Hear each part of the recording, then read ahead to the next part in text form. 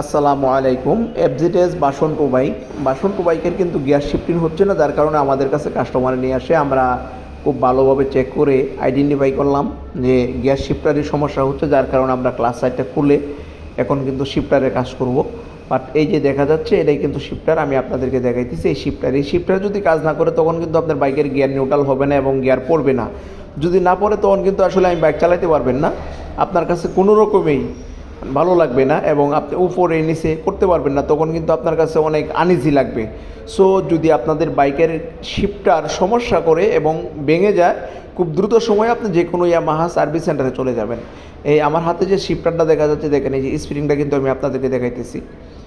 স্প্রিংটা দেখছেন, স্প্রিংটা কিন্তু অনেক সফট হয়ে গেছে। বাট স্প্রিং সফট হয়ে গেলে কিন্তু আপনার এটা আর কাজ করবে না। আপনি গিয়ার দিবেন নিচের দিকে পরে দেখবে, উপরের দিকে আর উঠবে না। যেমন আমরা গিয়ার দেওয়ার পরে কিন্তু আবার আগের পজিশনে শিফটারটা চলে আসে। এই শিফটারের স্প্রিংটা ভেঙে যাওয়ার কারণে কিন্তু শিফটারটা দেখেন মানে আগের পজিশনে চলে আসতেছে না। এই আমার আঙ্গুলের মাথায় দেখাইতেছি, ওই জায়গাটাতেই কিন্তু আপনার স্প্রিংটা ছেড়ে দিয়েছে। সো যে যেখান থেকে দেখতেছেন, যদি আপনাদের কাছে ভালো লাগে অন্যদেরকে দেখার সুযোগ করে দিবেন, যেন এমন যাদের বাইক হয়ে যায় গিয়ার শিফটারে সমস্যা করে প্রবলেম হয়, অবশ্যই যেন ইয়ামাহা যে কোনো সার্ভিস সেন্টারে যোগাযোগ করে। সবাই ভালো থাকবেন। আসসালামু আলাইকুম।